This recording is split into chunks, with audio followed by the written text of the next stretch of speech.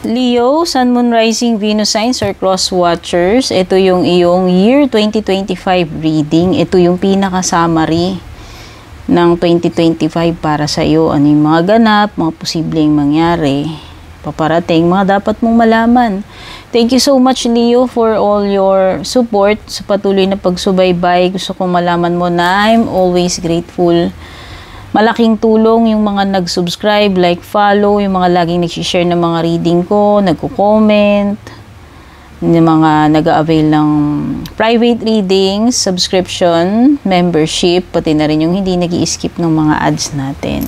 Regarding private reading, paki-check out na lang yung mga nakasulat sa description or sa pinakadulo. Diyan lahat ng details at link. So, kuha tayo ng 2 cards dito sa Astral House kung ano yung magiging highlight or main energies ng iyong year 2025. Okay, ikaw tayo isa dito tsaka dyan. So, ang nakuha natin is marriage and career.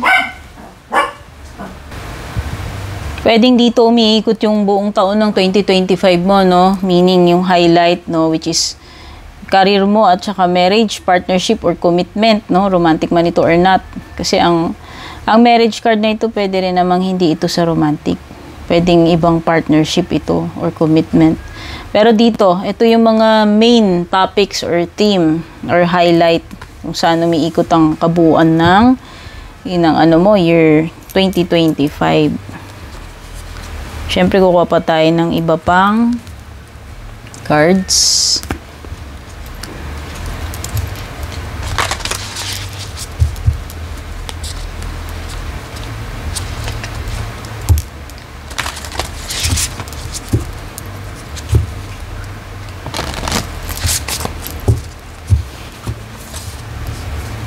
Isa dito.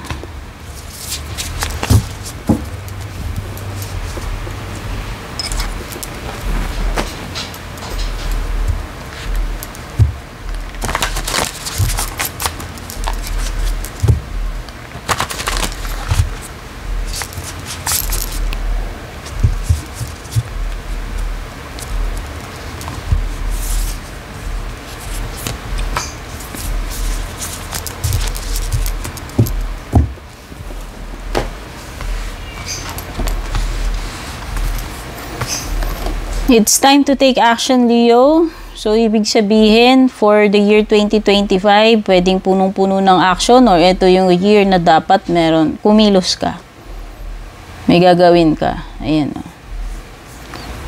Ito na yung time na kung may gusto kang baguhin, kikilos ka. Kung may gusto kang mangyari, no? Initiative, action. By the way, malakas yung energy ng Aries. Tapos, meron ka ring Badger Spirit. Be fearless and bold. Oo, that's why. Siguro, kaya nga siguro ikaw ay magti-take ng action. Kasi, magiging malakas ang loob mo. Ayun, matapang, malakas ang loob. At dahil dito, at ikaw ay punong-puno ng ganitong energy ng pagiging bold and daring, fearless, is makakagawa ka talaga ng something, no? Magti-take action ka talaga. Okay?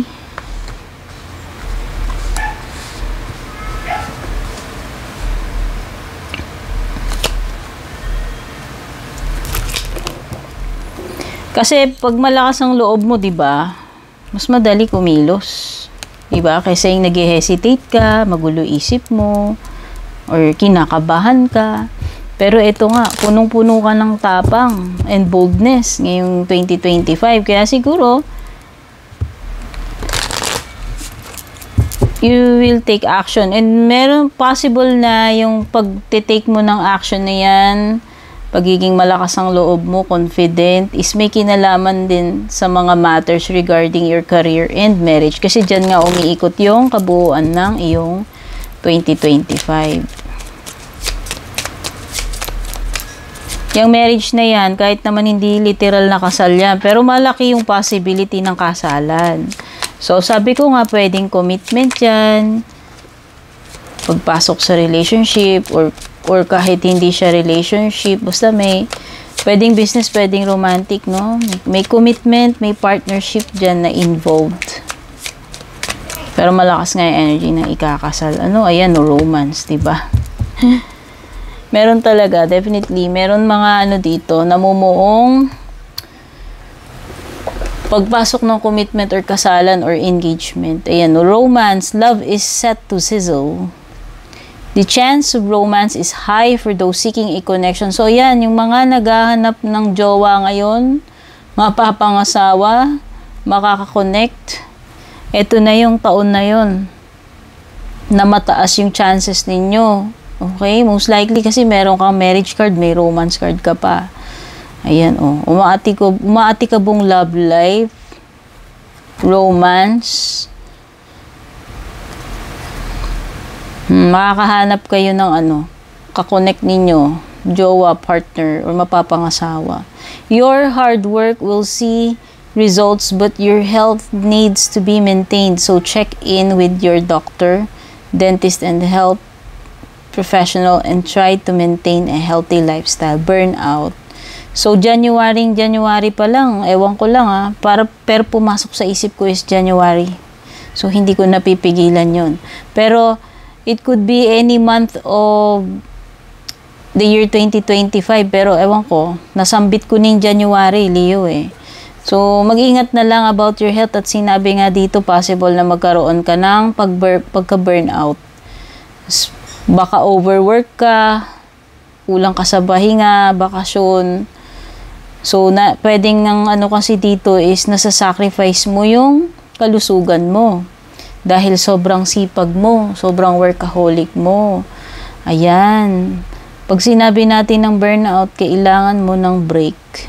Huwag mo nang hintayin na sumama pa yung pakiramdam mo para lang mag-break ka. Okay, so pay attention na lang sa iyong health kasi binabanggit dito.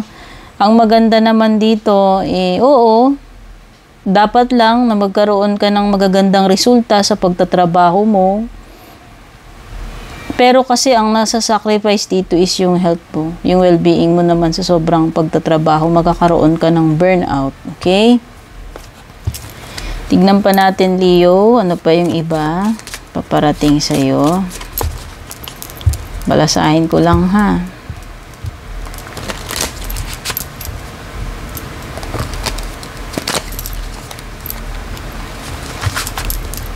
$200 cards kasi yata ito mahigit kaya mahirap balasahin ito. Okay? Yan. Kuha tayong 3 dito. Meron kang gong, finger, at saka fan. Etong gong na to is announcement. O, ayan. May event. Diba? Pag pinupukpok yung gong, usually merong mahalagang mensahe So, yan, meron siguro, possible na may paparating sa'yo na something na kailangan mong mag-pay attention kasi yung gong is pantawag ng attention Announcement. So, yan, baka may mga announcement or messages, pero may event na binabanggit dito. Kung ano man itong event na ito. Ano man itong importanteng kaganapan na to. Related man yan sa career or marriage, So, possible, announcement ng marriage or engagement, proposal, or announcement ng promotion kasi merong something about career or kahit hindi promotion, basta related sa iyong career, basta may announcement. Okay? Tapos wina-warningan ka. Ano ang tinuturo? Possible na yung pagiging mo masyadong matapang, malakas ang loob, baka naman sumobra. Okay? Kasi yung finger titignan natin saan siya nakaturo. Pwedeng sa burnout, pwedeng sa romance, pwedeng sa badger, or sa marriage. Ang indication nitong finger na to is warning you of a problem either now or in the near future. So, mayroon ng something dito na malapit na na ina-alert ka na pwede kang magkaroon ng problema dyan. At kung ano man yung itinuturo, ito yung pagiging fearless and bold mo, or something about the partnership na romantic or business or kasalan, or something about the burnout. But I think this is more on the burnout kasi na naman yung nakikita kong medyo dapat mong bantayan, pag-ingatan, which is yung health mo. Okay? So, sa tingin ko yun yung dapat mong bigyan ng emphasis dito. Importansya, priority. Kasi nga, health-related din kasi siya. Okay? Yun lang naman yung naisip. Kasi yung ibang energies dito is okay naman eh. Romance talaga oh. Etong taon na to, maromansa, malove life. Sabi ko nga, pumapag-ibig ang 2025 mo. Oh, taken ka man single, naghahanap ng kamingle, ayan. May mga romantic encounters, may mga celebrations, party gathering, socializing, getting together, ano ba itong mga ito? Basta maraming mga pagtitipon at interactions. Okay? So, silipin naman natin kung ano yung overall energies pagdating sa iyong love life. So, yung mga mahuhugot sa cards, pwedeng energy mo to, energy ni person mo, ha?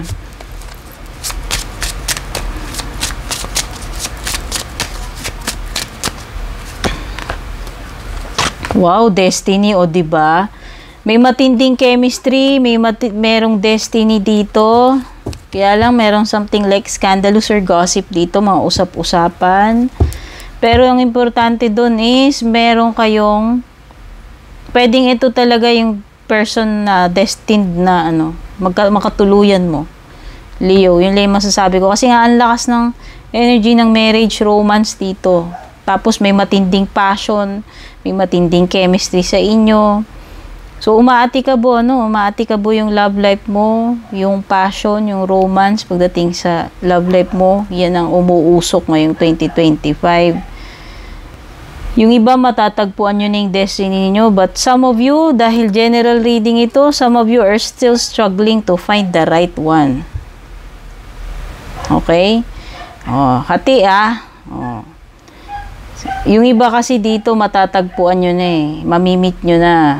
Kasi umaatikabong romance. Pero baka yung iba, hindi talaga, maaaring hindi pa talaga yan yung destiny nyo. Okay? So, let me rephrase. Pwedeng maraming romantic encounters for some of you, pero pwedeng hindi yun talaga yung destined. Pero yung iba dito, nakikita ko talaga na yun yung destined. Kasi nga may kasalan. Okay? Kaya lang pwedeng maapektuhan kayo ng mga influences ng iba, like mga sinasabi ng ibang tao. O sabi ko nga, pwedeng may mga scandals, rumors, intrigues, usap-usapan dito, bulong-bulungan, chismis, no? So, yan. Pwedeng napapaligiran ka ng mga controversy na related sa love life mo. Tingnan pa natin yung tarot cards mo. Chipe!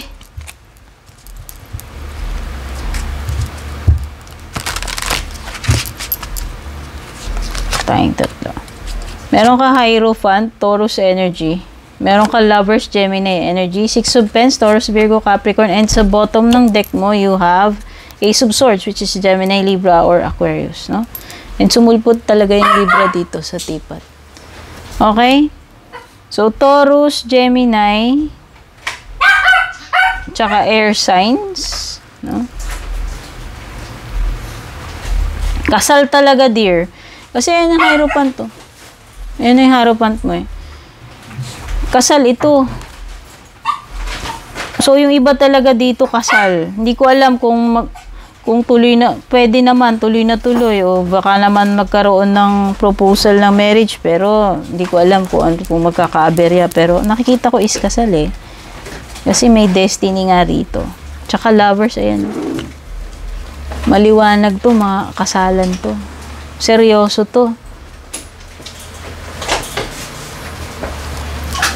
Ito ay, decision. Major decision. Pagsasama, pagpapakasal, pagpili nung person. And ano to, yung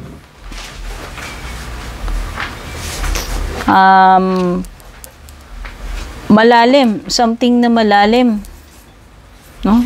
Malalim na commitment or feelings, pagmamahal. O, ayan, o, give and take, 6 of Pentacles. So, nakikita ko rin, magiging maganda rin yung pagdating sa pera mo, no? Baka nga makapag ka pa dito, maging generous ka pa, charitable ka. Kasi nasa magandang ka eh. Nasa magandang position ka na makatulong, makapagbigay. So, alam naman natin kasi two-way din naman kasi si 6 of Pentacles. So, either ikaw yung magbibigay dito or ikaw yung makaka-receive. Pero pwede ring equal din kasi. Okay? Parang palitan. Ayan, o. So, nakikita ko dito parang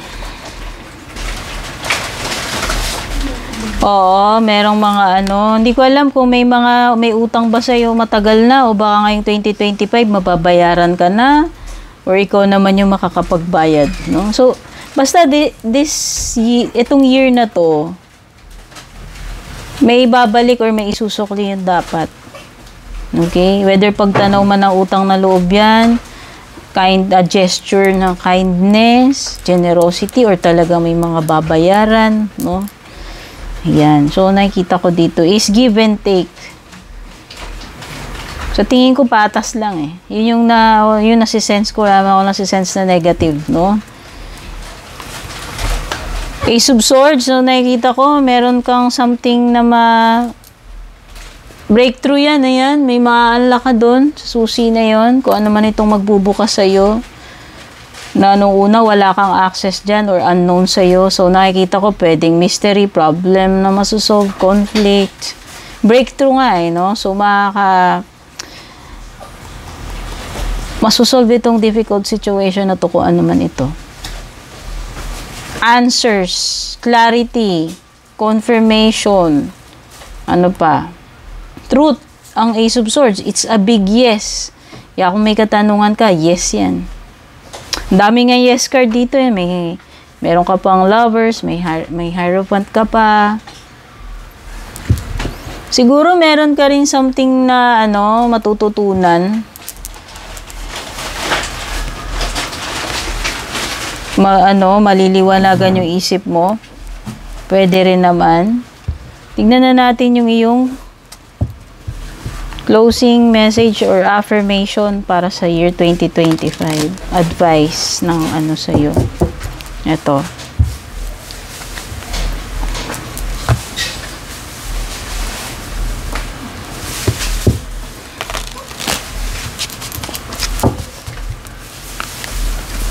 Ayan, Leo, faith. Nahugot natin.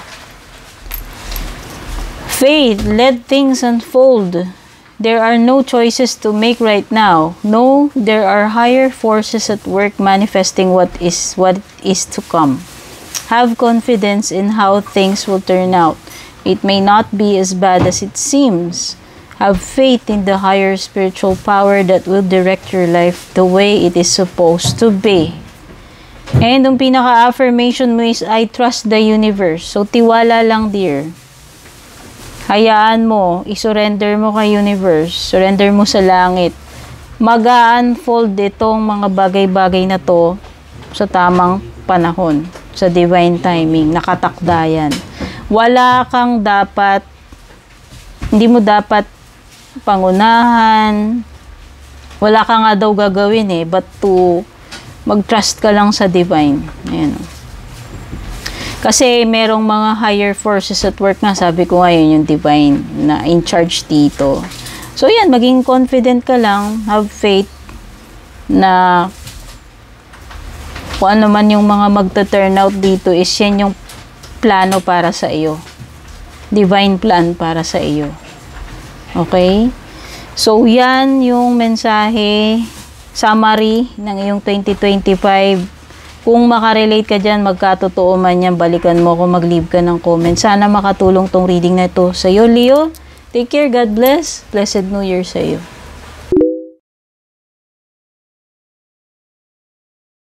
And kung balak nyo pong mag-book or mag-inquire ng personal readings ko, basahin nyo lamang po itong nakasulat sa screen or yung nakalagay sa description.